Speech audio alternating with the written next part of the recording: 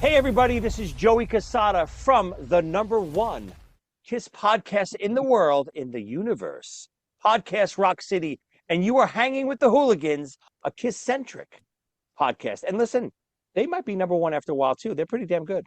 This week on Hooligan Nation, you know how last week I told you guys to stand by for a train wreck? Well, this week, redemption comes from a handsome devil. Stay tuned, because you got nothing to lose.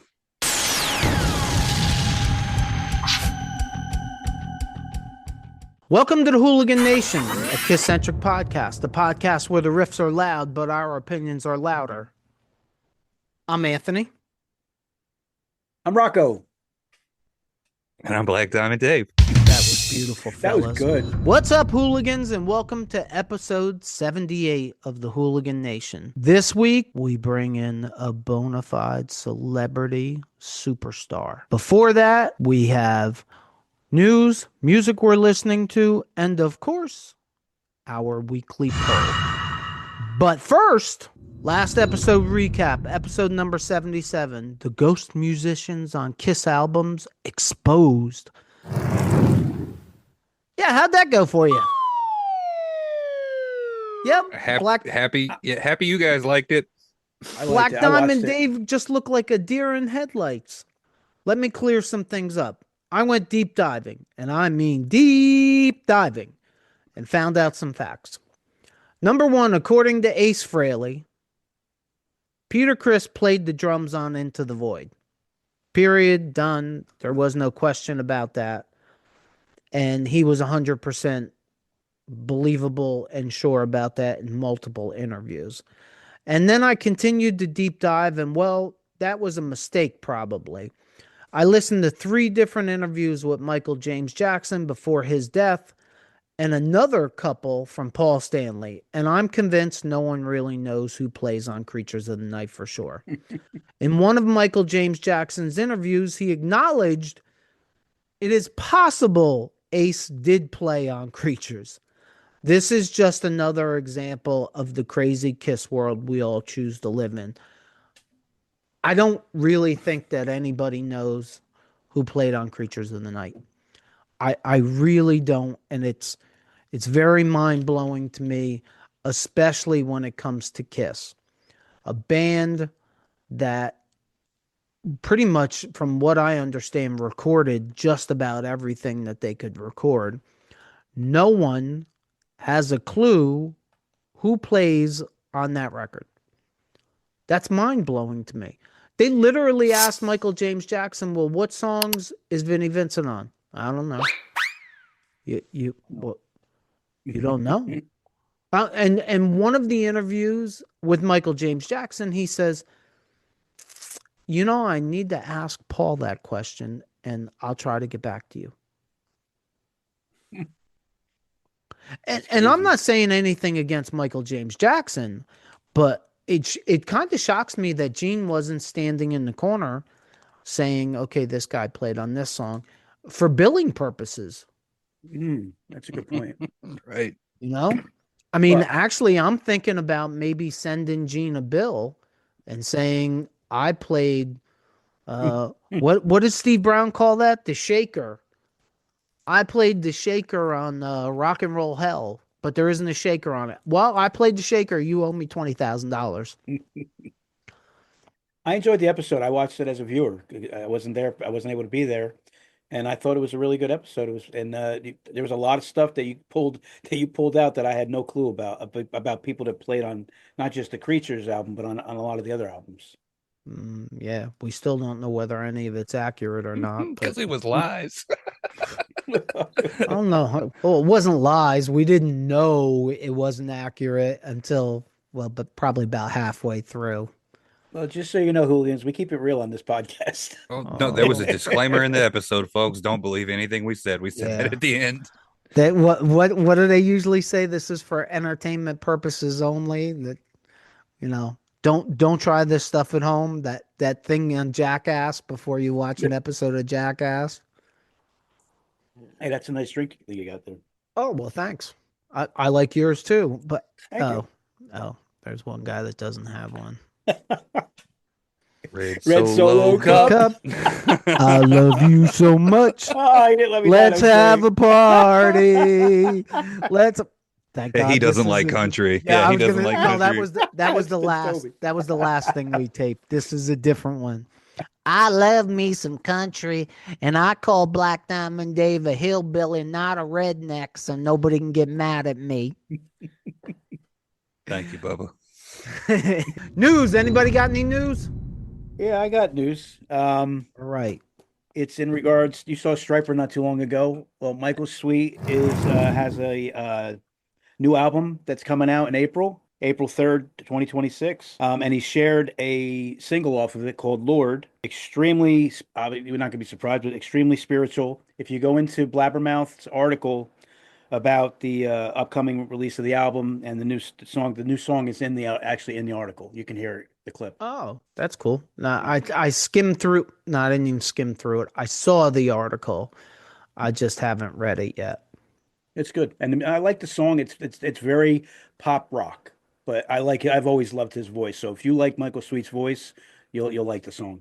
Our little Black Diamond Dave.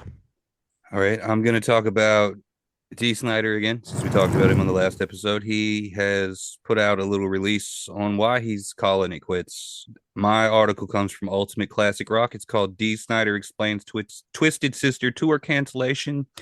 I'm not dying. Oh, that's good. Yeah, he said that. So to quote D, okay. he That's says good. the rumors have run wild that I'm on my deathbed. I am not. I just can't do those things that I used to do in my 20s, 30s, 40s, 50s, and even 60s. All right. Otherwise, I'm alive, well, and I'm enjoying life. You won't see me on the stage kicking ass like I used to because that will mess me up. Oh, wow, Thank you very much for cheering me on. I'm okay. I just can't do that anymore. And you know what? The truth of the matter is, I don't want you to see me up there being less than what you expect me to be. You got memories of a great show that I did. That's what I want to leave you with. Respect. Can't damn a man for that. No, Knowing when to respect, go okay. and leaving people still wanting more. That's what showbiz is all about. Yeah, I like that. Really well said. Yeah, I'm a little sad. It is sad. Of course. I would have liked to seen Twisted Sister one more time, but I do agree with D. I do agree with It's the classy saying. because he's fine and he's I think it's a classy movie. Leave Well, I him- would have been the first one to leave- jump on him. All the talk about Paul for years and the lip sync and stuff. He didn't go that route. So Right. respect. I'm not sure that it's a voice thing for D. I think it's The whole package, man. I think Running it's a around on pads and- stage. I think it's jumping a around. physical thing for D. Yeah, not any different than look. We all saw specifically Paul and Gene in Vegas. I do not think that either one of them could put the costumes on and go run around the stage way. and to be doing everything that I don't think they could do No that way. anymore. And they know that. Yeah, Right. No way. And I don't expect them to do that. That's why you gotta, I think as a fan, you gotta lower your expectations when you go to these shows. One final thing on news, our newest Hooligan Nation giveaway has begun. If you want to be entered into this giveaway, you have to go to hooligannation.com. Good luck to everyone who enters. And if you don't know what we're giving away, I'll put it up here. Music we're listening to. What you got? I'm listening to two things. One song that I really like from the band Shinedown called Killing Fields. It really grabbed me. I was listening to that today. And then pretty much off and on all week, I was listening to an album I loved in high school. And I wasn't really into the band too much, but this album was great. Deep Purple, Perfect Strangers. Oh. Heck yeah. Oh, A you lot of went good songs on it. You went old school. Black Diamond Dave? I have been listening to KISS this week, specifically Unmasked in Asylum. You're a KISS KISS Online. fan? I'm a KISS fan. Ugh. KISS Online has revamped their KISS Army VIP area, whatever they want to call it, and you get achievements now when you connect to your Spotify to listen to certain things. So I've been playing with that. That's cool. Yeah, no, I've really enjoyed it. It's made me go back and listen to parts of albums you normally skip. What's that cost? Nothing. Free 99. Really? The best way. You can earn little patches and stuff that you put on like a virtual denim jacket as you listen and get the little achievements and stuff. It's pretty cool. Oh, I I'm gotta cool with check it that. out. Cool. Yeah, I haven't had a minute to check that out. Shout out Hooligans. That sounds pretty cool. Heck yeah, man. I'm listening to Ace Frehley, 10,000 Volts, and his 1978 solo album. The songs on 10,000 Volts, if you're a hooligan and you have not given this album a chance, you have to give it a chance. 10,000 Volts, Cherry Medicine, Walking on the Moon, and maybe my favorite song on the album, Up in the Sky. This album reminds me a lot of the self-titled debut of Frehley's Comet. And well, the 1978 album just gets better every time I listen to it. But I'm pretty sure that Rip It Out, here's a moment that's going to last forever. Rip It Out may be the single greatest album opener ever on any album. Yeah, I said it. I'm not fighting that. I'm actually not fighting that at all. No, you're right. Probably. Good. I mean, ever in the history of music. Yeah, I don't know if I'm going that far, but I like it. No, it's a punch to the jugular right from the start, man. Agreed. I don't know of anything that's better than that, man. When he rips into Rip It Out, I was driving in the car today, and man, I had a moment. I did. I had a moment. I have a lot of moments usually, but this was a different kind of moment. Y'all know what time it is?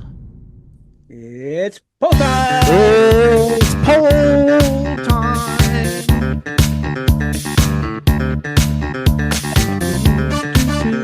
Hooligans, it's poll time. Our weekly polls can be found on our community tab and on our Facebook group. This week's poll question is, who was more influential to the career of KISS? Your choices were Larry Mazer, manager, Doc McGee, manager, Neil Bogart, record executive and owner of Casablanca Records, or Bill Aucoin, manager. Father Rocco, what say you? Thank you. I needed that today. In my opinion, I don't think it's going to be close. They all had major, parts for the band, but Bill Aucoin, I think, is going to definitely take it down. Black Diamond Dave, do you agree or disagree with the prophet Father Rocco? I agree, but I think there's a pretty strong case for McGee too. I would agree that there's a pretty strong case for Doc McGee for bringing them out of the garbage can, right? And through the reunion and everything after, right? But what do you think the Hooligans said? I had to say Aucoin. Larry Mazer got 0%. Doc McGee got 3%. Neil Bogart got a little more, but got 5%. That seems low too. That does. And Bill Aucoin came in with 92%. Oh, wow. And I've said this before, and this is not pandering to our audience because I really believe this. We do not have stupid people or stupid KISS fans watching our podcast. Thank you to all the Hooligans that voted. A new poll is up right now, so please, please, please vote. It is both your right and your responsibility. One last thing, I'd like to shout it out loud to all the Hooligans that showed up Saturday night at Debonair Hall to support Space Frehley. If I met you and I did not get to spend any sort of useful time with you, I apologize. I was like a deer in headlights, and I'm the first one to admit it. I did not expect that many people to be there. I did not expect that many people to know who the hell I was, and I did not expect that many people to actually want to talk to me. So if I was an asshole, I apologize for being an asshole. I did not mean to be an asshole, but I did feel like I was being pulled in 50 different directions and was not prepared for it. And I do want to shout out Space Frehley because he was getting pulled in 1,000 directions, and he did a damn good job on the stage. And he did a even better job off the stage afterwards at the meet and greet because you could tell he was a deer in headlights also. And I just like to say thank you. And if you were there and I met you, please drop it in the comments below. And I do want to specifically thank, I gotta find the damn thing. I want to specifically thank, I think the guy's name is Ron, because that's what it says on the back. But whoever the guy was that gave me this Kiss Storms Vegas guitar pick, thank you. I appreciate you for that, and all the rest of the guys that came up to me and said they liked the podcast and they watched the podcast. We really do appreciate it. And just so you know, if you came up to me and spoke about Father Rocco or Black Diamond Dave, I told them both they were both the real stars of the show. Love you guys. Love you guys. What's going on, everybody? Space Frilly here, and I want to say a special thank you to all the hooligans who were watching, who came to our show last Saturday night in Teaneck, New Jersey. We hope you had a great time. We had a great time. Woo. And all the Aces people were there. I can't freaking believe it. So on behalf of Billy and M Sexy and David and yours truly, Space Frilly, thank you so much. Thank you. We'll see you then, okay? Take care, Carly. Bye. Hooligans, joining us today is a man that should need no introduction, but I'll do it anyway. Joey is a drummer, author, podcaster, and all-around KISS authority. He is best known as the powerhouse drummer of ZO2, the Handsome Devils, and Always Jovi. And he lent his skills to the last Ace Frehley album, 10,000 Volts. His impact on the rock community goes far beyond the stage. He's also the author of the fictional novel The Order of the Rose and the biographical book Kiss Drummers, The Heartbeat of the Hottest Band in the World. And as if that were not enough, he's also the co-host of the #1 KISS podcast, Podcast Rock City, which can be found on YouTube and all the audio podcast platforms. Joey, thank you for coming to Hanging with the Hooligans tonight. Thank you. What an introduction. I mean, how do I even follow any of that? Incredible. Dude, thank you so much for having me. I know we met at KISS Vegas Landlocked. When you introduced me, I didn't know the show. I'm going to be honest, I didn't know the show. We talked a little while. We talked afterwards, via text messaging and social media. Checked out the show. I've been a fan ever since. You guys do it right. Camaraderie, talking about KISS, staying positive, obviously negative when it calls for, but you guys are just fun to listen to. You guys could be talking about recipes or going swimming, or you guys could be talking about anything, and I'd be interested because just the camaraderie between you guys is fun, and it's an honor to be here. Thank you. Well, thank you for that. So much. Joey, can you tell us a little bit more about who you are and where your journey in music began? Yeah, listen, whoever doesn't know me, my journey starts, hopefully like all of our journeys, with KISS. I saw KISS 1979, Madison Square Garden. I was 5 years old, had no idea why I was going there. My family was going. I had an older brother who was a KISS fan. I was going to just tag along. Obviously, they're not going to leave me home. I'm 5 years old. All I cared about was maybe getting a hot dog and a pretzel from a vendor at Madison Square Garden. Never thought my life would be changed 2 hours later. Walked into that arena and felt the energy before anything even happened. Lights went down. You wanted the best. You got the best, the hottest band in the world. KISS hit. My life was forever altered. I saw Peter Criss on that stage. I saw these comic book superheroes playing this crazy loud electric music. And I saw Peter Criss go up on that drum riser, pinwheels going off, and I just knew that was it. My life changed, and my path, whatever was going down as a 5-year-old, it went whoop, and I went the other way. And I've been obsessed with KISS ever since. Been obsessed with drumming. Been obsessed with being on that stage for the rest of my life. That's what I've wanted to do, and it's really what I've pursued, I gotta say, every minute of every day since then. So, it's been a crazy, fun, long, hard journey, but I wouldn't have it any other way. It's always been my dream to do what I do every day. And, I'm one of the lucky ones that got to do everything that I've ever wanted to do in my career. And, I'm still going. So it's been a fun time. We all feel lucky that you did what you did because we got great material out of you. And it's so varied between music and podcasts and books. I mean, you are definitely not a one-trick pony. Listen, none of that is by design. You know what I mean? I want it to be a one-trick pony. I want it to be a drummer forever. That's it.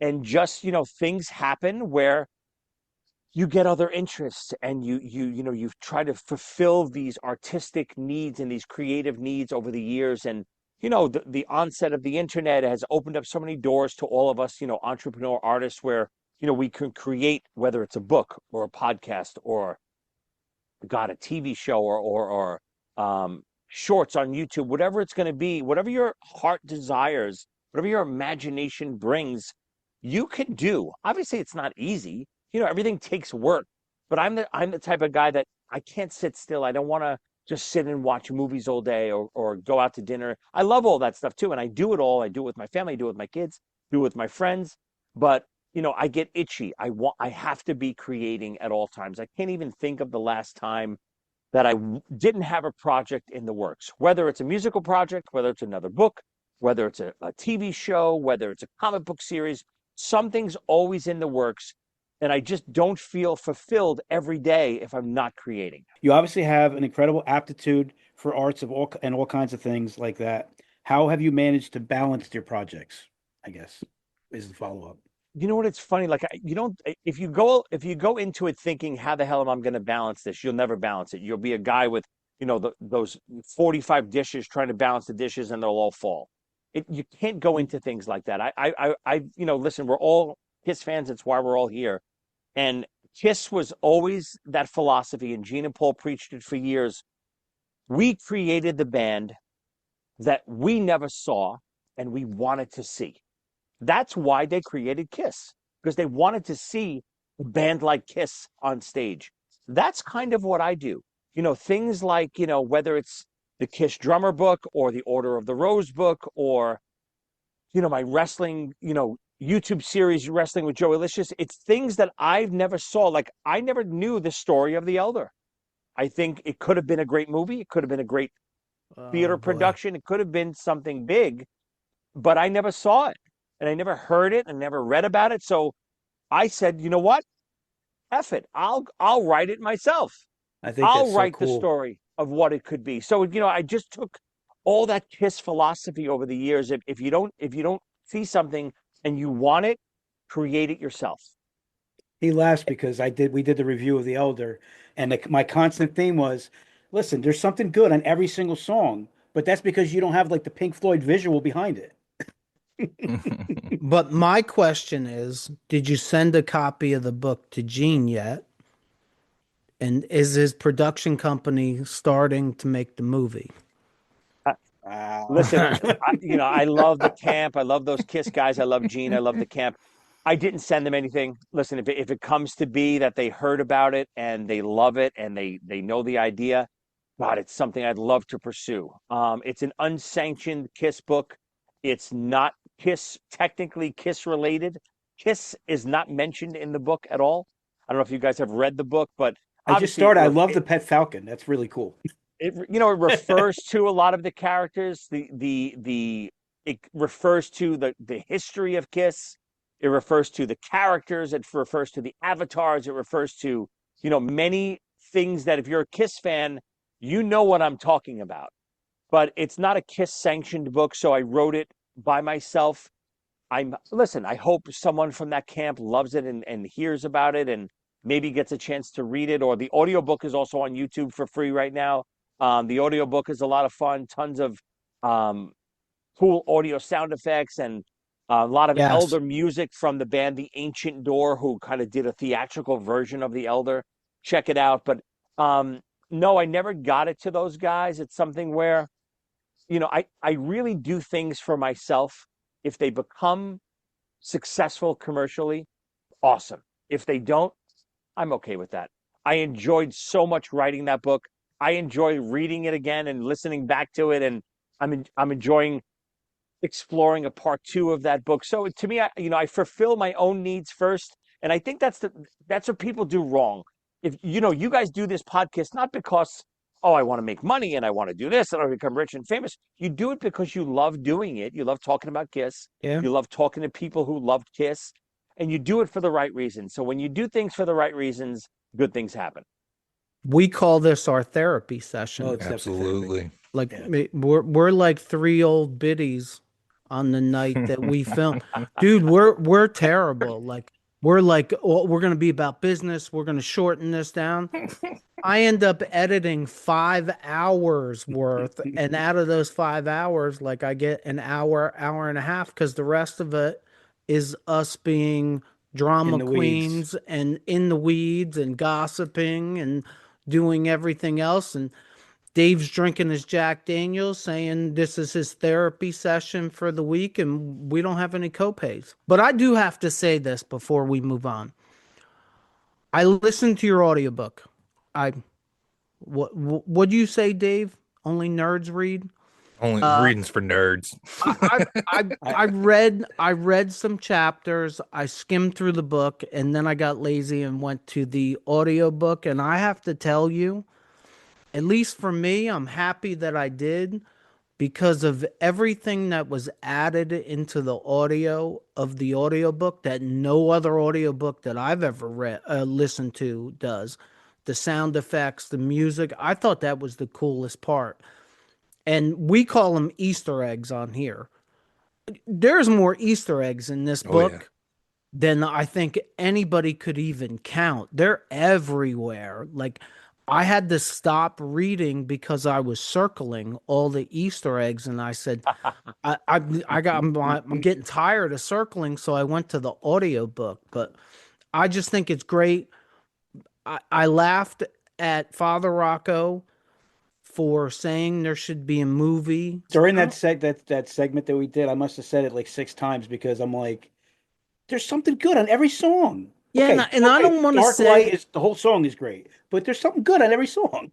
yeah, I don't want to say it's the worst KISS album, but I think it's the most mysterious KISS album with still really no explanation other than Gene and Paul saying they don't like it, which I don't think helps at all because we're looking for an explanation. I literally think a movie would answer all the questions. Like, and I never tell him he's right, but he's right about that. Yeah. And the book made that. Have you had to hear Frankenstein's version of The Elder? Like, that helped it out for me greatly. And then the book did even more to help it out. Nobody's ever going to make me a fan of Just a Boy, but it did make me listen to it a couple more times. Paul's not even a fan of that, so. Well, but Paul's not a fan of the entire album, and the Dark Light is on the album, and Dark Light may be the best. Yeah. Anyway. Yeah, but you know what? You know, they always talk about how The Elder was a disaster and so on and so forth. Gene and Paul are all about commercial success. Yeah. I guarantee you, if The Elder hits like they think it's going to hit, like Pink Floyd The Wall, and it becomes The Wall, 40, 50 years later, where we are now, Gene and Paul think Elder is the greatest piece of musical work ever created. They're all, because while they're creating that, they're believing in it. They believe in everything they're doing wholeheartedly. Maybe Ace didn't, maybe Eric didn't, but Gene and Paul are full force into that album. And, you know, yeah, they look back and it's not commercially successful. It doesn't mean it wasn't great.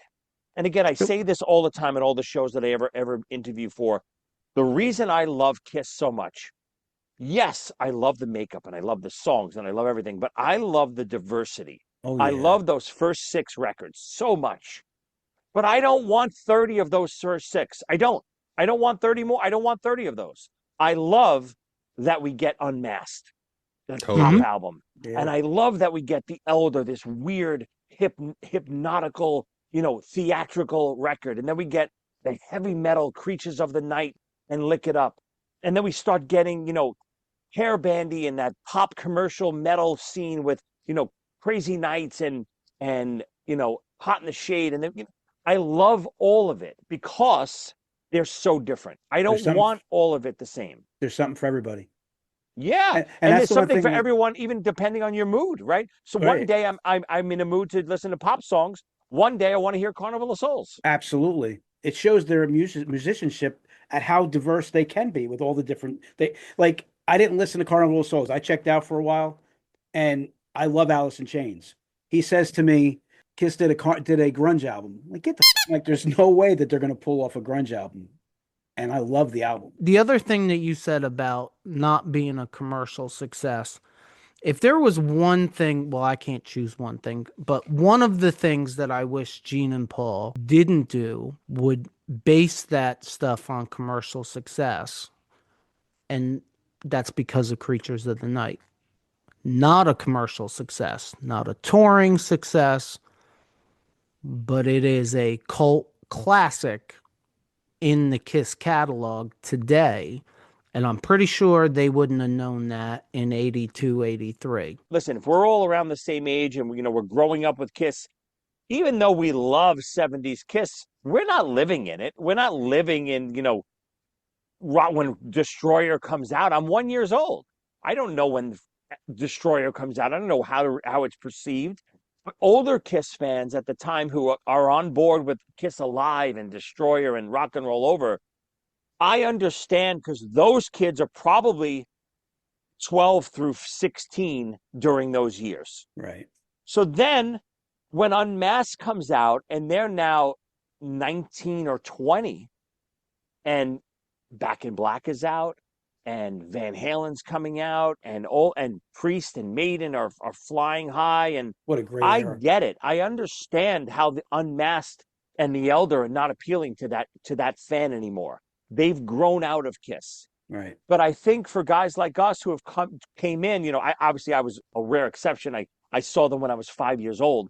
But really, I started to become, even though that was my turning point, I started to become a KISS fan in the 80s. 80s is what I grew up with. The Eric Carr years and all of that stuff is when I started loving KISS. So when you can look back and you're growing up in, Animalize and Asylum and all of that stuff, and you can go back and listen to Unmasked, it's different than going through those years. So I understand because it's close to your heart as you're growing up in it. Yeah, it's just different, of course. When did music become your passion?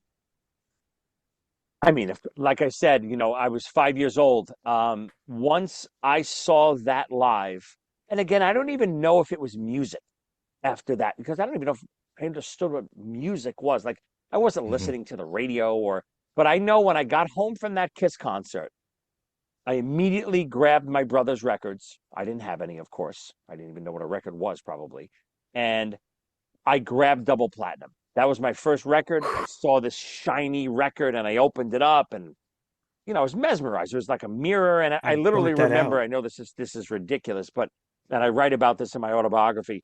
I would spray that thing with Windex every day. And I would wipe it down and get all the fingerprints off. I still have it. It's destroyed. It's waterlogged. You can't read anything. It's all washed away. But I became a fan of that record. So, becoming a fan of the music was after the concert. And crazy story, when I got home from that concert that week, if you remember how Ace used to kind of go down on his knees and lean back and play the guitar. Mm-hmm. I was, again, 5 years old. I jump off the edge of my couch, which was high, and I want to land like Ace, pretending I'm playing guitar. And I slightly fractured my hip. Oh. Doing that. Oh. So I'm 5 years old. I'm laid up, no cast or anything, but I had like a small little fracture. I needed to be off it for a couple weeks. So what did I do for those couple weeks? I didn't go to school. I'm laying in bed. I grabbed my brother's records and I just listened to KISS for the next few weeks. So I was like in this point where I couldn't leave the house. I couldn't go play football outside. I couldn't play my Atari or in television. All I could do was listen to KISS records. And that might be, if I can find a pinpoint spot of where I became a fan of the music. Well, first I want to say before I ask this question, it's in this category of the question. I was reading the KISS drummer's book. I didn't know that Eric Carr was in Salt and Pepper. and the event that happened, that was interesting reading that in that book. But well, I'll let you comment on it first. No, yeah, I mean, I knew about that, but I had again, I love doing research for my books. I'm doing a wrestling book right now. I just posted online about it today. I love deep diving into the research of books, like even the Elder book, diving into those lyrics and trying to figure out what the hell they're talking about. When I did the Kiss drummer book, I knew about that story. I knew Eric was in Salt and Pepper, but I had forgotten that there was that fire and that he was Yeah. part of it and he pulled people out of that fire.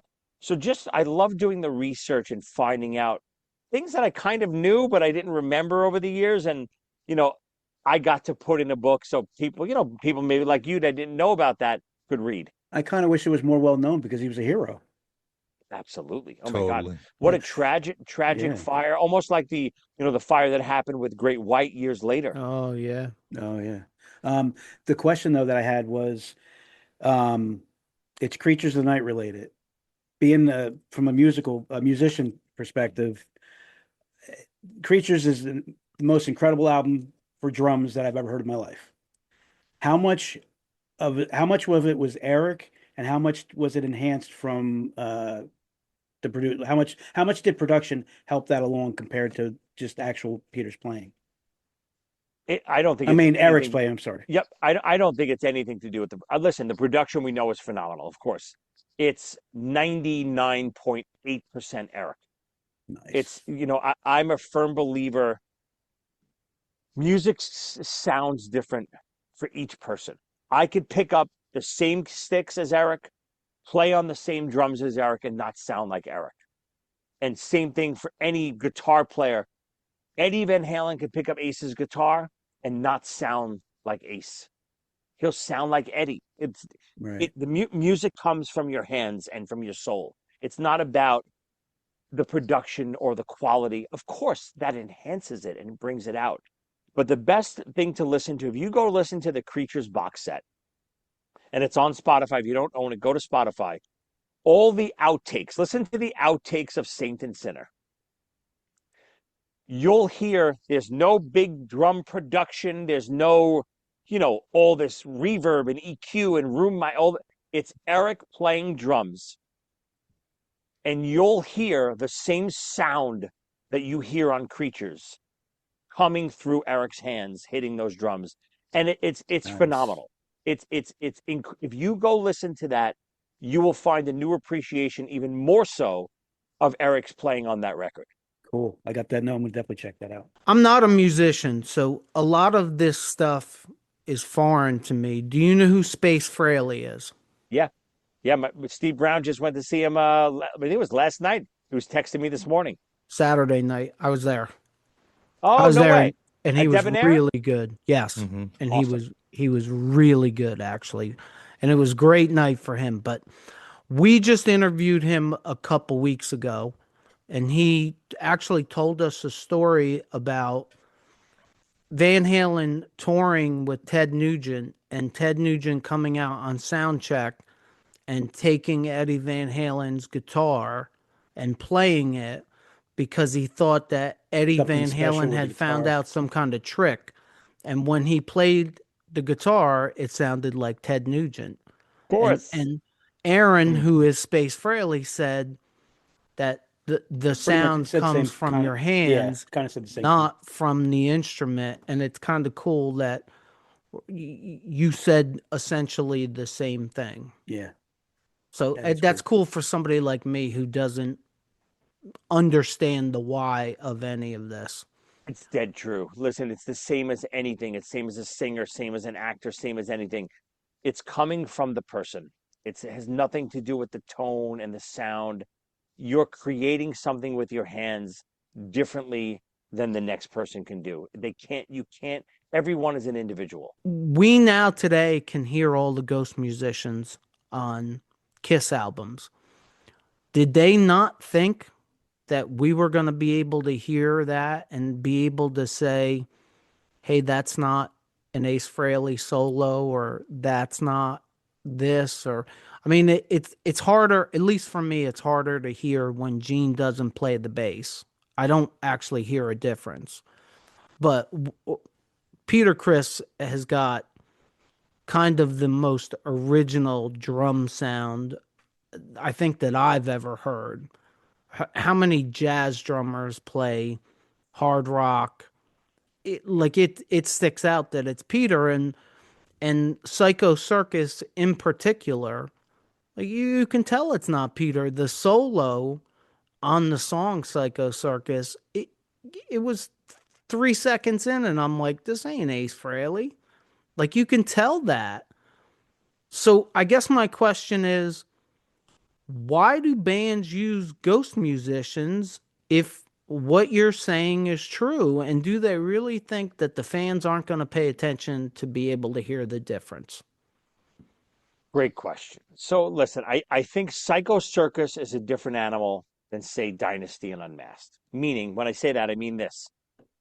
When KISS is doing that stuff during Dynasty and Unmasked, and, it was happening before that, we know, in Destroyer, and Ace wouldn't show up and so on and so forth. I think they're underestimating the individuality of each person.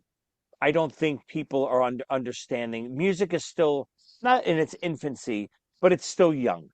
And I don't think, there's no forums of talking about all this stuff and diving into the nitty gritty of every little nuance of a solo and drum tones and all that stuff.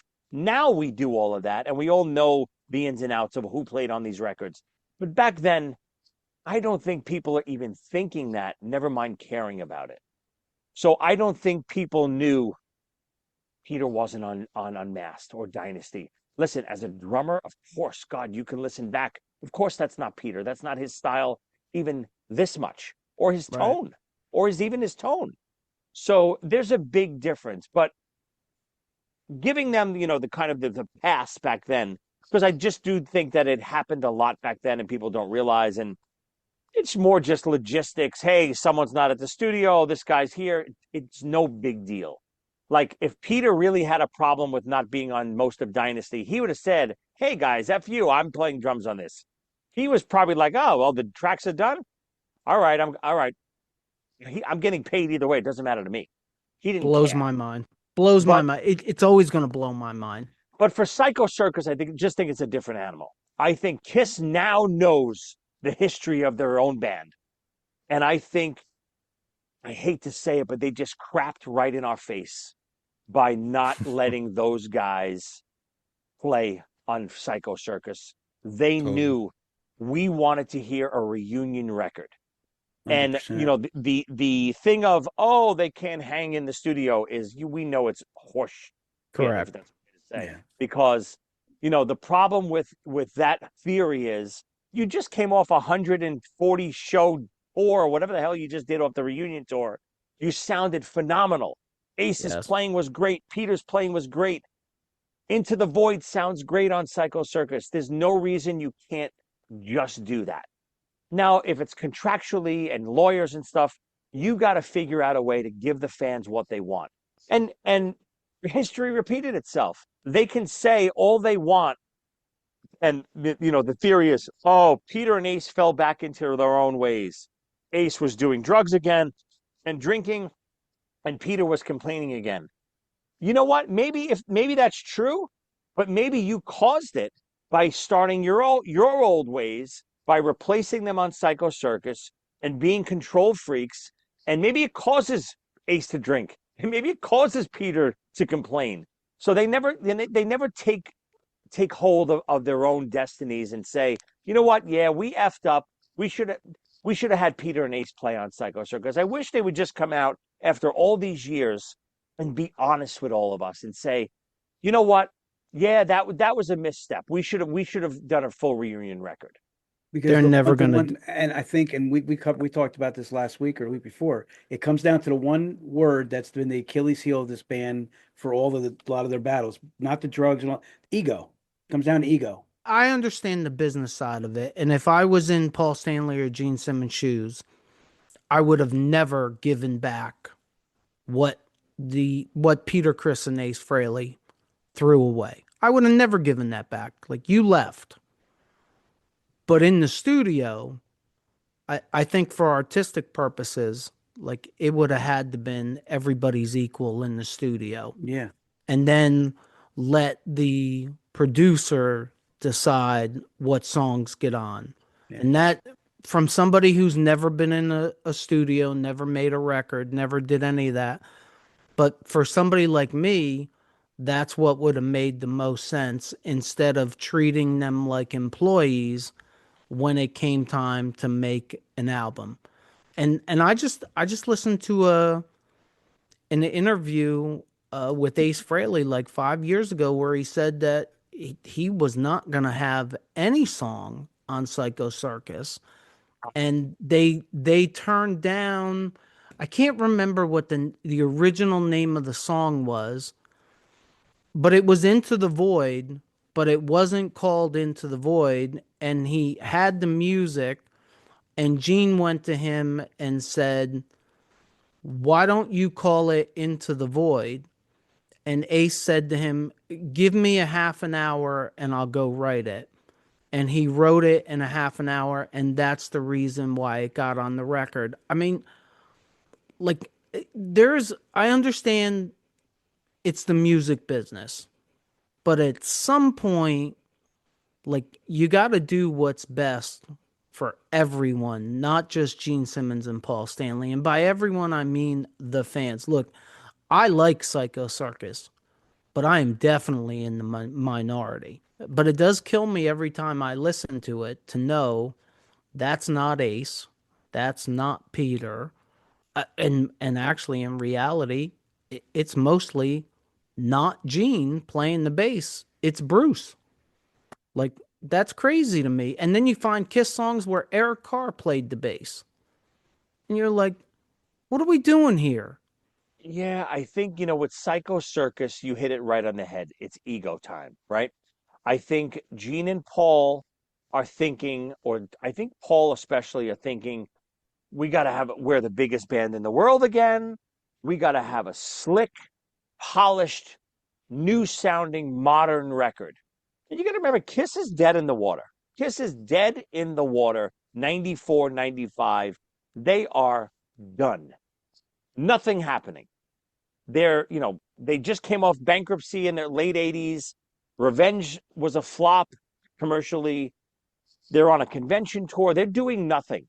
The reunion saves. Without the reunion, we're all probably not doing what we're doing right now. The reunion is not only brings them back, but it brings them back bigger than they ever were before. Bigger. Yes. And I know that's crazy to say, but they were bigger in 96 and 97, maybe than 78, 79. So it's crazy to think that even after that, to show these four guys reunited, and it made this band the hottest band in the world again, Gene and Paul still went into the studio thinking, nope, we don't want that. We have to do a slick, polished record. How do they not call Eddie Kramer and say, we need Love Gun Part 2? We need to, where Love Gun ended, we need to start again. That's what we need to do right now. If we never took off from 1978 after Love Gun, did the solo albums, did Dynasty, and did all the non-makeup years, what would have happened if we recorded again with you right after the Live 2 Side 4? What would we have done right now? That's what they got to do for Psycho Circus. And listen, dude, I'm with you. I love Psycho Circus. I like the record, but it could have been what we all wanted. I love that take. Did you go to the Bob Ezrin thing that was at Landlocked in Vegas? Yeah, I was there. Yep. Well, he was supposed to produce Psycho Circus. And what was his conflict? I don't remember what he said. I think he was doing. I think he was involved in another project. If I remember correctly, it ran over because they added dates, of course, to the reunion tour, and he had another commitment. Yeah. It seems like KISS had some bad luck over the years with that. What is your opinion on the Rock and Roll Hall of Fame?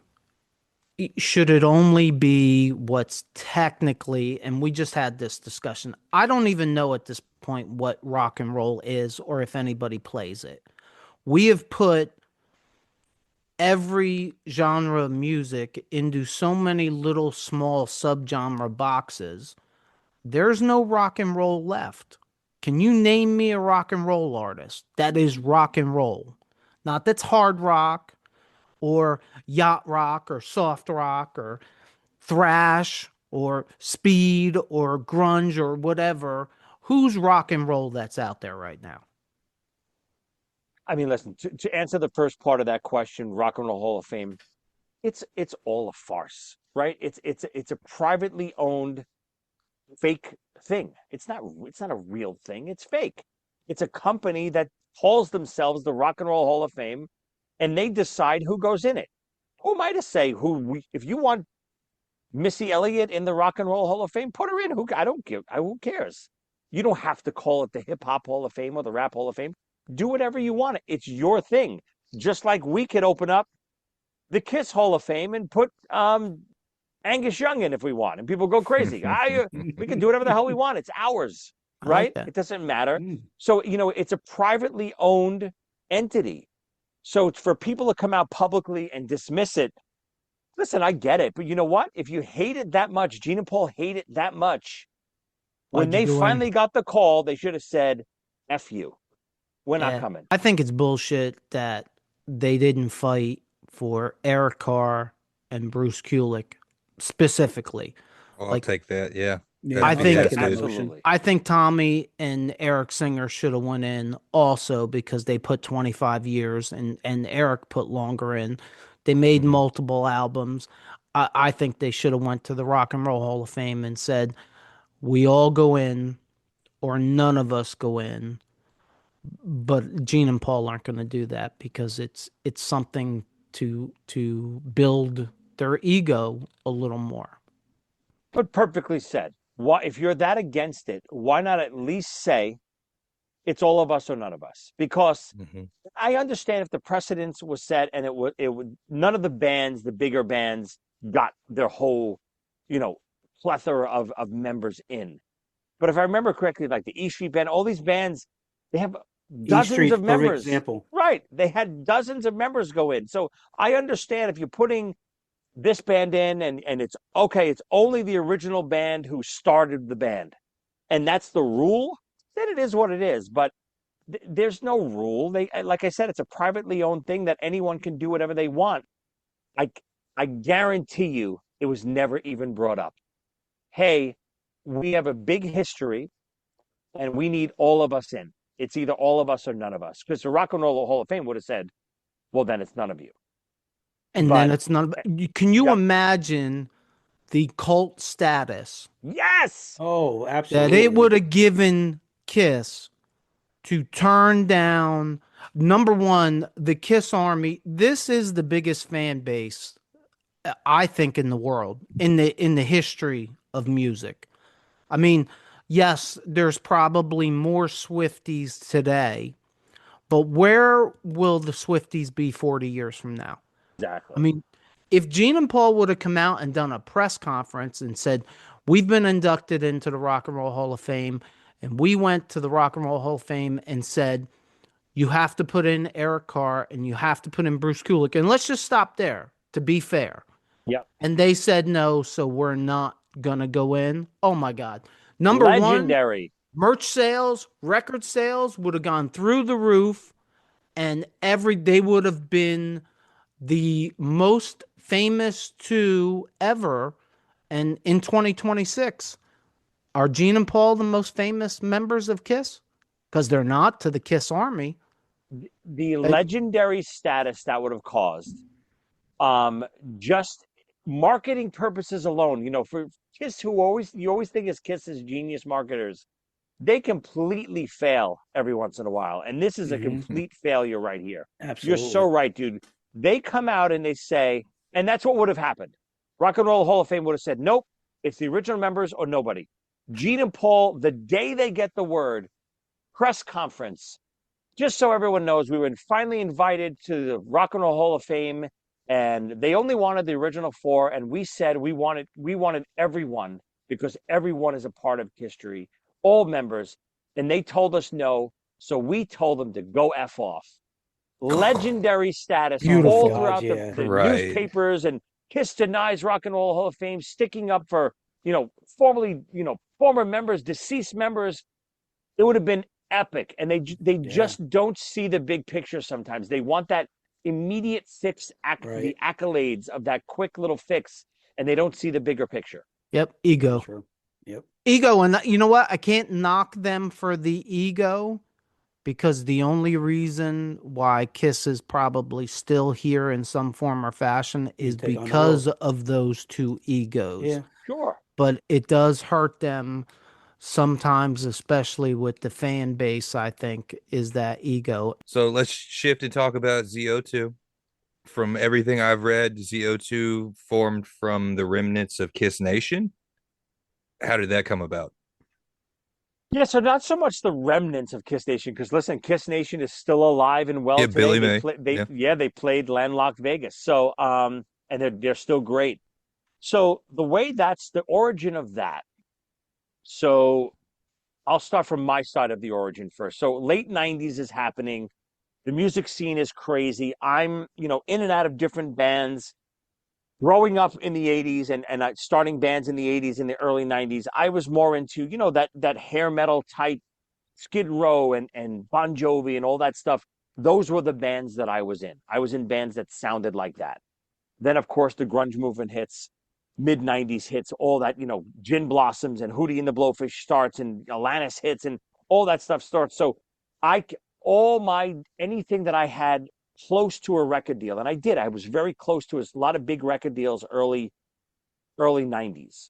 But when that music shift changed, my career was like, oh my God, what the hell do I do? What do I do?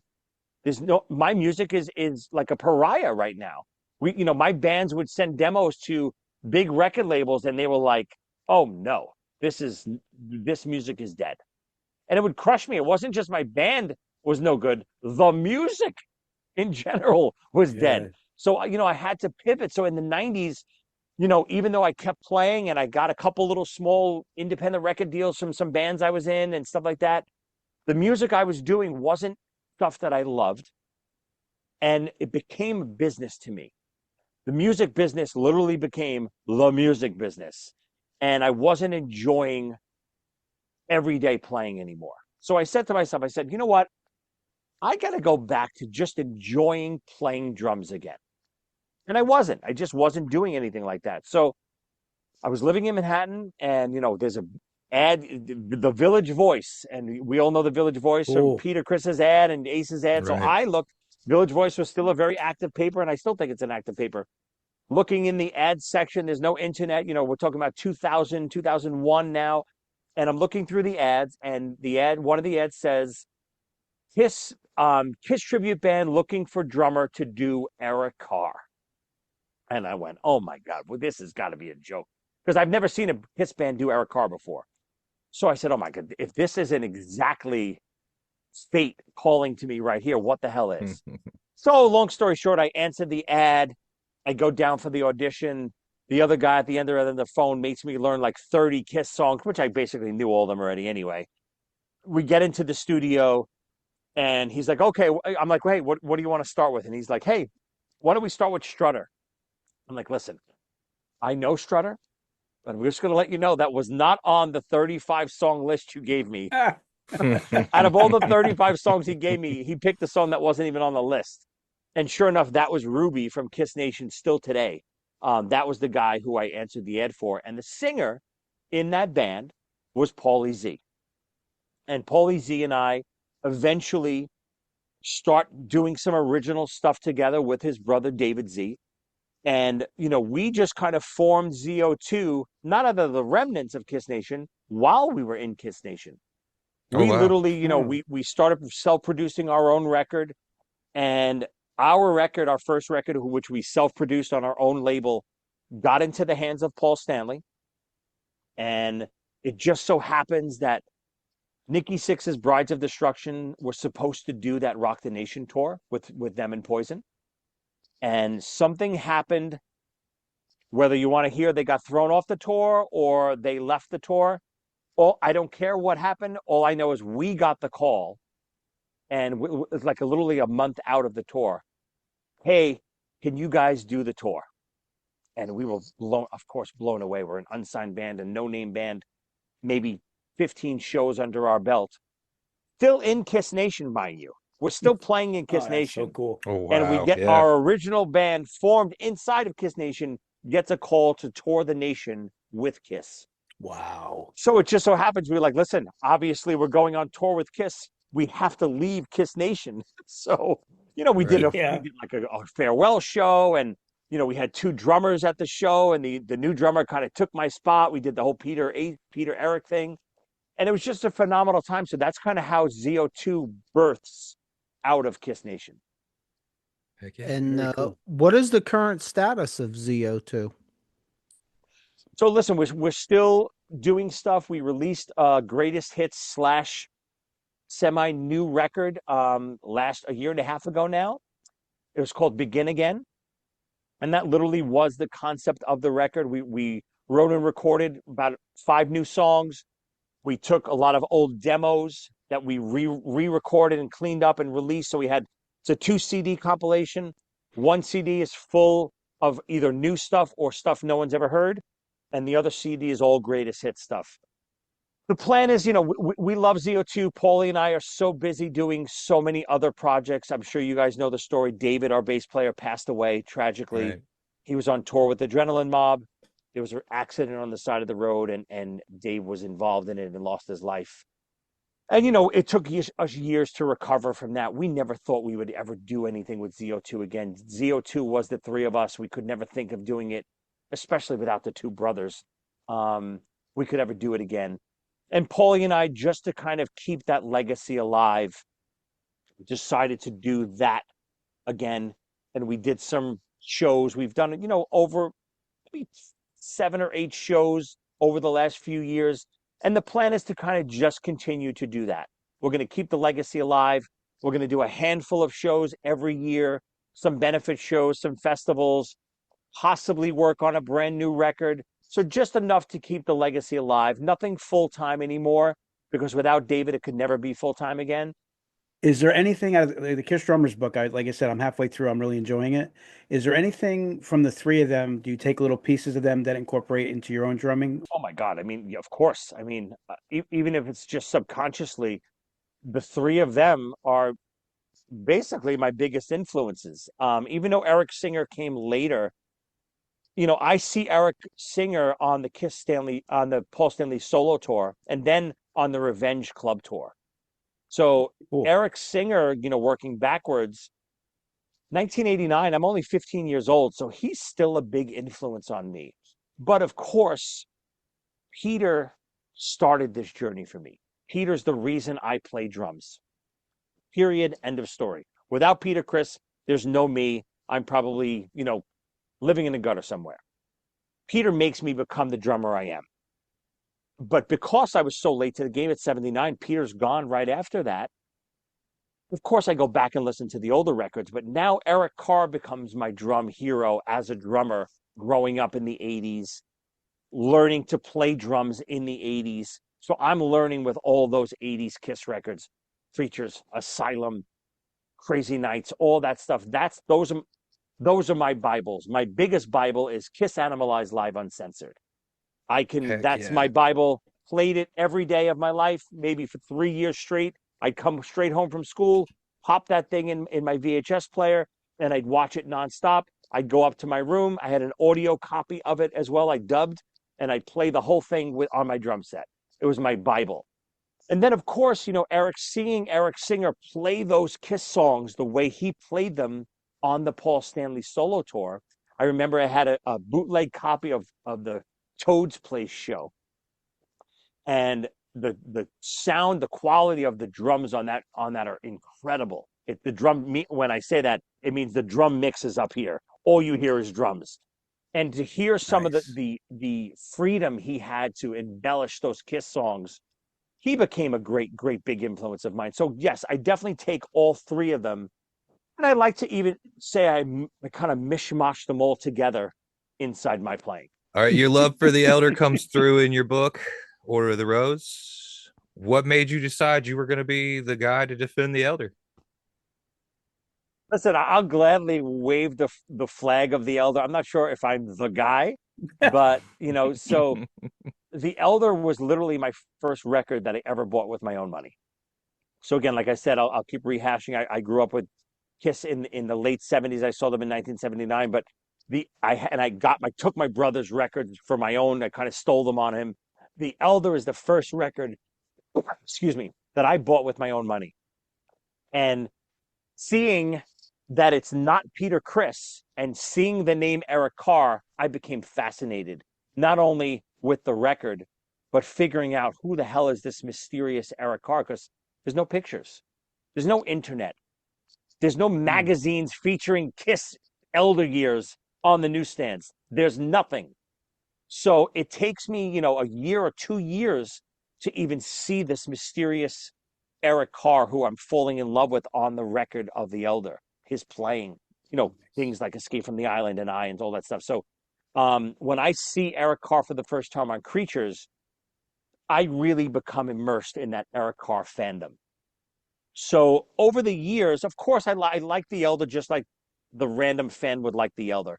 But when I got to dive into it again to recreate it at Kiss Cancer Goodbye with Todd Kearns and Jeremy Asbrock and Zach Throne, when I dove back into it to learn it, I almost say like it's the different side of my brain. Like I listen to the Elder as a fan on my left side of my brain, we'll say, but then having to learn it and dissect it, not only musically, part-wise, but understanding the Elder itself was like a different side of my brain. And when I got to do that, it kind of merged those two fandoms together. I became not only a fan as a listener, but I appreciated what those guys created on that record more than ever. And that's what inspired the book when I really started diving into it to learn it. Okay. Are there any other Kiss-related books on the horizon for you? Always. I mean, of course. There will be a part 2 of The Order of the Rose. I have the title in mind already. I won't share it yet, but I just have a basic plot line. And when I say a basic plot line, even when I wrote Order of the Rose, I kind of have the basic plot line as an outline, like a 2-pager outline. As I'm writing, that plot is shifting as I'm writing because I'm thinking of new things, all the Easter eggs. And, when I wrote, the Vinny character wasn't in my original plot line when I wrote Order of the Rose. I didn't know I was going to write Vinny as a bad guy. But you know what we I mean? love it in We there. sure do. But again, I don't know that as I'm writing it. So, when I write basic plot lines, I have part 2 of The Order of the Rose kind of at least mapped out. And I have a really other fun one that I probably will get to before Order of the Rose that I really think Kiss fans, if you liked Order of the Rose and you liked the fantasy aspect of what could this have been, think of along those lines for another book that I'm working on. It's a really fun what if type of story. You got to work with Ace Frehley on 10,000 Volts. Can you share some of your memories from that experience? Oh my God, just, a full circle moment. I've had so many of these in my life, full circle moments of being that kid who grew up with Kiss and, all of us are uber crazy fans. To be able to call them peers and coworkers, it's something that I never would have dreamed of, even though I did dream of it. That's always what I wanted. I was never a kid that wanted an autograph or a kid that wanted, a memorabilia of something. I wanted to become peers. I wanted Kiss to see me play drums, and I want to play with Kiss. I don't want to autograph from Ace Frehley. I want to play with Ace Frehley and play with Gene and Paul, and that was always my inspiration. And for things like that to happen later on in my life, it's just incredible. I pinch myself almost daily. I look back and I see Ace's record there and I see, all the stuff. Like I have little notchkes that from the few days we recorded together, he was doing magic tricks for me in the studio. And I still have some, like I have a dollar bill as a bow tie that he made for me. And, the experience was so surreal. Steve Brown, who produced the record, I've worked with Steve over the years doing numerous projects. And, he gave me a call to just lay down some basic drum tracks for some demos. And God, I was more than happy to. I was like, oh my God, I'm going to do some demos for Ace. I could have stopped right there. I'm good with that. Awesome. Demoing for the new Ace record, killer. I'm all about it. And just from there, it snowballed. Ace would hear some of the track. Oh, dude, I like that. That guy Joey's pretty good. Tell me to do this one too. So, I just started doing some more tracks.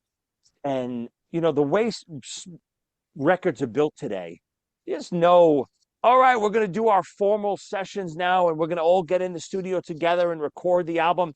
No, you piecemeal it together like how I'm saying. This track is flown in from this guy. This track is flown in from that guy. You lay down some demos. They splice them up and they become the tracks. Most of the tracks I recorded, I didn't even know what songs I was doing. Wow. I knew when I got the call to do Back Into Your Arms Again, that was my, okay, I Can Die a Happy Man. I was always a big fan of that demo from back in the 80s. I love that song. And when I got the call to do the demo on it, and then I heard, no, your track is going to be the track on the record. I was like, oh my God, I can't believe this is happening. And then, like I said, Steve would send me a little riff that he was playing on, and I'd lay a basic beat down, and he'd send me a chorus, and I'd lay a basic beat down. And, I remember going to record what I think became Constantly Cute and Fighting for Life, because I did the original version of Fighting for Life. And on the way to Steve's house, Steve's texting me, hey, dude, Ace just sent me this. Let's lay this down today, too. And it was like the riff of Cosmic Heart. And as I'm listening to it, I'm just like, oh, my God, what the hell am I going to do to this? And I'm trying to write a part as I'm driving to Steve's house. And, so the part in Cosmic Heart is based off of like almost that middle in She. When that tom part in She in the middle. Yeah. And that's kind of where I based like that part in Cosmic Heart off of. And, getting to the studio and laying down the tracks, and Ace being typical Ace. Ace was supposed to show up around noon when I got there, and we get a call 3:00. Hey man, I'm running late. I'll be there, around 5. So I'm still tracking, and we get another call around 6:30. Oh my God, I'm in CVS. I got a flat tire. I'm not going to be there until about 8:30. So 8:30 hits, and, Ace finally shows up, and typical Ace. And, I know we laughed about it for years, and it turned out to be his downfall, but his balance is typical Ace. He walks into the studio, and Steve's studio has literally one lip that you go down to, like to go to the console. And he's like, hey, guys, what's going on? And he steps on the lip, and he goes flying, and Steve literally catches him. And Steve's little, and Ace is a big guy. And he catches him and goes, oh, man, God, that good catch. So, it's just Ace being Ace, Ace notorious for balance, and he's wearing giant cowboy boots. And, it was just Ace being Ace, and he was doing so many magic tricks. And we had a phenomenal day. I sat there. We literally wrote some of Constantly Cute all together. Like, he was writing all the lyrics. He recorded all the vocals in front of me. I think he did the solo that night in front of me. Just, phenomenal. What an experience. Few days with Ace. It was just, one of those pinch me moments. Yeah, I was going to say that officially puts you in history, right? I mean, Steve and I were it's so weird you just said that, because Steve and I were just talking about this a couple of days ago. I have another project coming up that's hopefully going to be pretty big this coming year that I'll fill you guys in on another time. But we were talking about that, and Steve was like, yeah, dude, can you believe like some of the stuff we did? Like, he did the Def Leppard tour and blah, blah, blah. And he said, we're both part of history now, being on that Ace record. And I really never thought of it before that. And I was like, holy shit. Not only it turned out to be Ace's last record, and just to be part, small little smidge of that part of history is a complete honor. Hey, it's still part of history. Yeah. Amen. Wild, right? We all saw Rocco. we all saw your interview with Peter Criss, and it was awesome. Absolutely. So kind of to continue from your Ace experience, can you say, kind of go into detail what that was like? And I think Peter's such a classy guy. Like, I love the person that he's really become. Like, I know he was known as being like a loose cannon back in the day, but he came across as being such a genuine good dude. Again, I hate to like. I think I'm glowing as I'm telling these stories, and it's You real. are. I can't tell you what it was like. I can't describe the feeling little Joey had having Peter come. Little Joey meaning 5-year-old Joey, not little Joey anymore. Yeah. 5-year-old Joey would have had knowing Peter's coming over his house to hang out, have dinner, And do a cannolis. show, cannolis, and he had a lot more than cannolis. He loved his pastries that night, and jam with me and my daughter. And I mean, literally, he's playing on all these kits that you see right here. He's just literally sitting right here playing on this Holy kit. moly. Oh, And that's awesome. I have video of him playing. It's something that I'll keep privately for myself, but. He sat down behind my big drum kit back there and started playing the 100,000 Years solo, doing the cowbell. Oh, And I have it on man. video. I have the video. That's awesome. It's incredible. And to show he's teaching my daughter how to play the shuffle in Detroit Rock City, and just the surrealness of him being here and having that night with him, and even though after that and all the stuff you see today, like when even with like all the shit that Gene talked about with Beth and all that stuff, every headline that I see, whether it's from Blabbermouth or all that stuff, you see a picture of Peter. It's Peter sitting in front of my Christmas tree. It's so surreal. With Peter, the Christmas tree is right behind him. It's just wild to think that, growing up, him being my biggest influence and the person that got me into music and drums and basically started this path for me, came to my home and enjoyed a day with my family. And, Peter and I've known Peter over the years. He wrote the foreword to my autobiography years ago, and he was kind enough to do that. And the way this whole thing happened, I saw Peter at Ace's wake, and I saw Peter and Gigi, and, Peter was a wreck, and I spoke to Gigi for a little bit, and, Gigi was like, listen, maybe we got to get together, and, Peter's record's coming out, and, maybe we'll come, because they knew kind of where I lived, that maybe Peter will come over to your house to do an interview and we'll talk about it. And I said, listen, I didn't want to talk business at the wake and stuff. I said, listen, you have my number. If you ever want me, you know where I am, call me. And sure enough, 2 weeks later, they called me and it was set up, and they were actually supposed to come the week before they came. But like the week of the Kennedy Center on it, Peter was just exhausted from the travel and all that stuff. We pushed it back a week, but it turned out to be, one of the best experiences of my life. I think it was one of the best experiences of my life, and I wasn't there or included. I do. I'm serious. Oh, that interview rules. All your emotions and feelings were so very obvious sitting next to him in that podcast. Like, if that's not Podcast Rock City's most viewed podcast, it should be, because like you talk about authentic, you looked like little Joey, like the kid, big smile whole time sitting next to him. You really did. And it's like, that's a thing. At least for me, that's a thing. Is I watch these podcasts, and some of them I walk away and go, are these guys KISS fans, or are they just capitalizing on the KISS army? And when I watch a podcast and you can really tell there's a KISS fan there, it means more.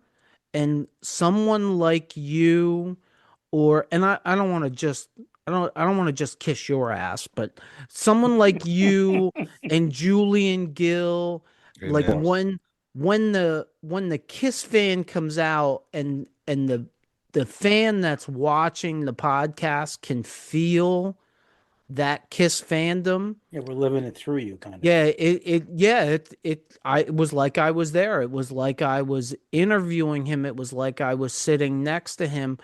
It was almost like an out of body experience. I was like a little kid when that shit hit my YouTube feed. Everything stopped. I was like, nope, I'm not answering text messages, the phone. This is what I have to do now. And I watched it. And then when it was over, I went back and I watched it again, and then I watched it for like information and to pay attention to it. But the first time I watched it, little 5-year-old Anthony was next to little 5-year-old Joey during that interview. The funny thing about that Peter interview, it turned out great. And I couldn't be more proud and happy of it. But originally, this is my studio down in my basement, and Peter was up in my kitchen. Originally, my plan was I didn't want to sit next to Peter. God, I didn't think he wanted me to sit next to him. I figured he wanted to have his own box and, kind of be professional. And I was going to come down here, and I told him the plan. He's like, "Are you crazy?" He's like, "I want to do this old school style. I want you next to me. I want to hang out. I want to, we're paisans. I want to." It came across like paisans, absolutely, 100%. And I was blown away by the gesture. So I was really to tell you the truth, I was thrown back by sitting next to him. Like, this is not how I planned this. Like, if I could probably interview Peter pretty good from here, sitting next to him, it was hard, but he was, he's the sweetest guy in the world. So he made it so easy. Why does it seem to me like he's the only grown up? He's the adult in the room. 3 that are left. I mean, it really does. Even like you brought this up, and that's the only reason I'm going to say it, is the whole Beth horse shit. He acted like an adult through it, and he would have been given a pass no matter what he said, how he said it, what his reaction was. Like, KISS fans were going to take his side no matter what. The most diehard Gene fan does not agree with what Gene did, when he did it, and how he did it. I can speak. I've always been a Gene guy.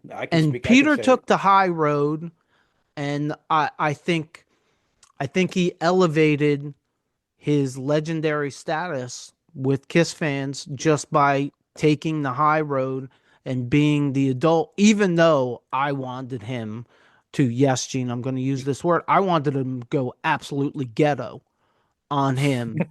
I did. I was raring to go. Like, where is the Brooklyn Italian coming, and when is he coming out? And there was none of that. Like, he just took the high road 100%, and that's probably a good thing for everybody else. Talk to us about Podcast Rock City. How did that come about, and how does it feel to have the #1 KISS podcast? So let's address that first. So listen, there's nothing more I like, as you can see, than sitting and talking about KISS. It's what I do. It's my outlet. I love to hang out with you guys, friends, KISS Army members. We're all unified under this one umbrella as KISS fans. And there's nothing more fun than hanging out and talking about KISS. You know what else I do? I listen to us idiots talk about KISS on other podcasts. So when I was a fan of Podcast Rock City. I love the show. And I love Joe, and I love those guys. I never liked that moron Sonny Pooney. But I love those guys. I just loved, any show talking about KISS in the right way. There's exceptions out there. There's a couple shows I don't really love. But Podcast Rock City, I was always a fan of. And I was on a couple of episodes. I got friendly with the guys, got friendly with Joe, and they kind of asked me back a couple times. And, I forget, God, I don't even remember when it happened, what year. And Joe was just like, listen, any chance you'd want to be like a regular on the show? I'm like, what do you mean, like a regular, like a guest? He's like, no, like a co-host. I'm like, dude, my God, I would love to do it. And that's kind of how it sprung. I love hanging out with those guys every week, talking about KISS. We have our little text thread going that we, bullshit and talk about people. And, it's just a fun KISS community. We love to keep it light. We love to keep it fun. We love to keep it positive. I'm not going to always be positive. If there's something I don't like the last KISS show, I spoke my mind about it and said, I don't think they did a good job. I'm going to always say it, but we're all KISS fans at heart. We want, like I said about Vinny before, we want to love everything. Just give us stuff we love, and trust me, we will love it. Mm-hmm. Give us product, we will love it. Trust me. And that's kind of like the motto that we have. We just want to have fun and enjoy each other, and we don't care about viewers. We don't care about how many people are being number one, being number two. That's just we kid around every week about it. And I love more than anything that it gets under a lot of people's skin because it's funny. If me saying that we have the number one KISS podcast gets under your skin, I mean, you got way bigger problems than me being number one then. So, Absolutely. We have fun with it. And for all the haters out there who take it serious, and if you're doing a KISS podcast and you're taking yourself too serious, dude, you're not going to live very long. How did Always Jovi come about? And were you a fan of Bon Jovi and Tico Torres before Always Jovi? Listen, that's why I'm doing Always Jovi. I'm a massive Bon Jovi fan and a bigger Tico fan. Tico is one of the most underrated drummers in rock history. I'll put him up there with anyone. He's very Ringo-esque the way he plays. Wow. He's very musical. You can sing his drum parts, sing, In and Out of Love and sing Bad Medicine. Those are drum parts that you're singing. And, Steve Brown, this is his brainchild. I play with Steve in so many different things. Listen, I play music because I have fun. Money and all that stuff is always secondary to me. I do so many projects, I don't need it. I do it because I enjoy doing it. So, and then if after that it becomes successful, awesome. And if not, it's just as good to me. I don't care. But I do stuff because I have fun. Why do I do KISS Landlocked Vegas? Why do I do recreating the Elder? You know how many hundreds of hours I put in learning the freaking goddamn Elder? We're not getting paid a fortune to go recreate the Elder, but we enjoy it. So same thing like this, passion projects like Always Jovi. Just so much fun playing these Bon Jovi songs with people you love playing with. So I love playing with Steve. He asked me to do this project with him. I was all about it. I'm a big Bon Jovi fan. We got a ton of shows coming up this summer in and out of different states. Check out the Always Jovi Facebook, Always Jovi Instagram. You'll see them. It's going to be a lot of fun. They sound like Bon Jovi in their prime. You guys sound great. Actually, Yeah, I was peppering. I was peppering Steve Saturday night that Always Jovi needs to come to New Jersey. I think that the plan is to do some out-of-state shows to kind of get the show clean, and then we'll do a nice big homecoming show. So I'm sure we'll be in New Jersey this summer. Dude, I got to tell you, I don't know why, and I can't explain it, but Always Jovi feels like something special to me. And I got to give you credit because I feel like the Handsome Devil, it's the same way I felt that night with the Handsome Devils. Like I walked out of there, that pre-party, like these guys need to record this. These guys need to sell this. I need this. And Steve does a great job on I think it's Steve, on the marketing and promotional side. Yeah. Like every time I go on any social media, Always Jovi is in my face. Awesome.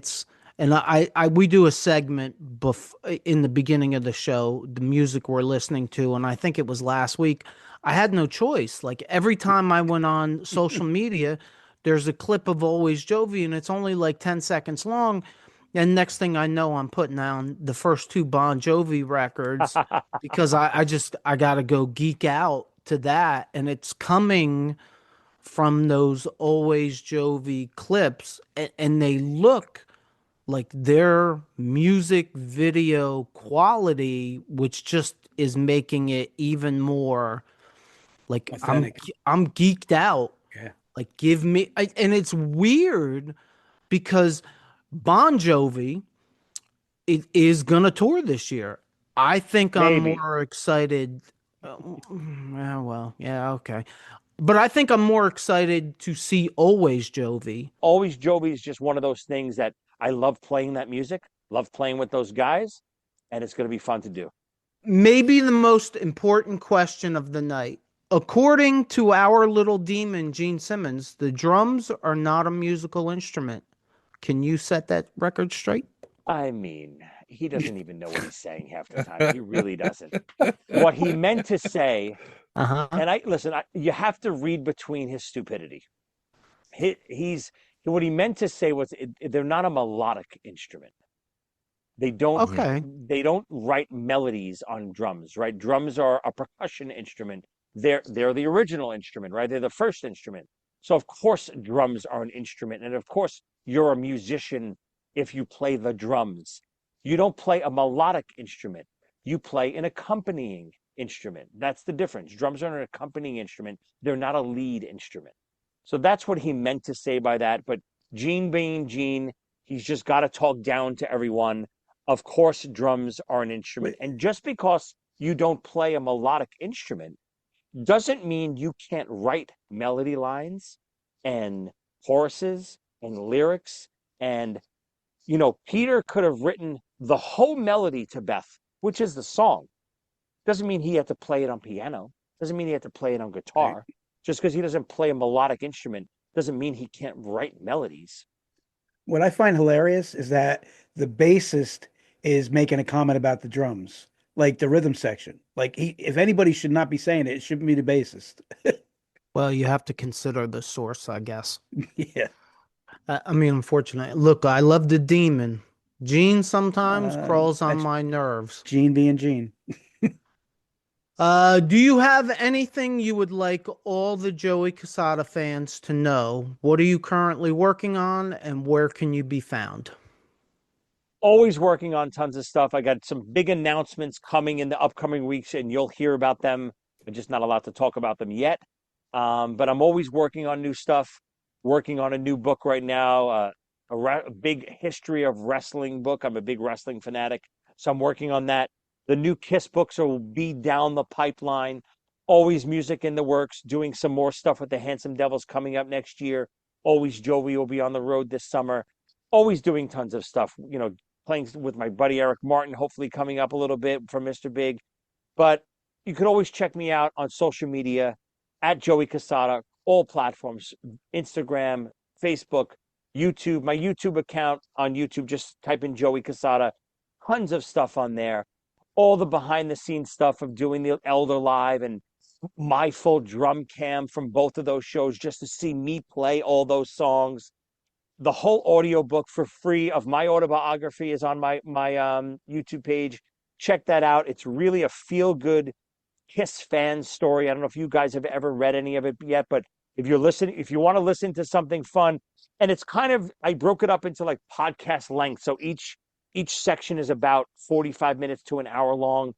Check it out. It's me growing up as a kid in the 80s, loving KISS and hardships, and then I tell the whole story of me being on the road with KISS and all the behind the scenes stories of me hanging out with Gene and Paul every day, and Tommy and Eric and the road crew, and all the behind the scenes stuff of KISS tribute bands and all that stuff that I went throughout my life, and then my TV show at Z-Rock and stuff like that. So check that out. It's on my YouTube page, as well as the Order of the Rose, the Elder Story full audio book is on my page.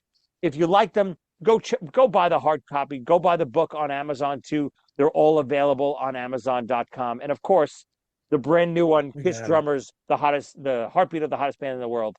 Check that out if you're into KISS. It's a fun, throw the book in the bathroom, riffle through chapters every once in a while, and you'll find some new tidbits about the drummers. I loved it. I loved the pictures, the magazine covers. I had half of these magazine covers. I thought this was the cool. I owned that magazine, and I know it because of the picture. Like I thought that was the coolest thing. And like I said before, the Easter eggs in the Order of the Rose is what just is going to keep me going back there and going back there. I don't know why. I must like Easter eggs or something. Thank you for hanging with the Hooligans. Good luck in the future. I can promise you we will be supporting you in any way we can. And we hope, and we really hope, you'll come back and hang with us again in the future. Hopefully we'll get lucky enough. And all of the Hooligans from the Hooligan Nation, if you don't know about Podcast Rock City, you should. They have their own YouTube channel, and they're on all the audio streaming platforms. Check out Podcast Rock City. Unlike us, who edit the hell out of everything so we don't show our mistakes, they do it live and real. We practically lip sync through this. We're live every Sunday night. Check it out. If you're listening to us on any of the podcast platforms, please leave us a review. And if you just found us, check out our past episodes. If you're watching us on our YouTube channel and you like this episode, please consider hitting the like button, just like them guys right there, and leaving us a comment. Hit that subscribe button, just like them guys right there, so you don't miss any future episodes, and check out these episodes right here, right there, right there. I think they're right there. As always, if you made it this far, thank you for supporting us. And don't forget, we should all lead with love and take care of each other. Peace out, Hooligan Nation.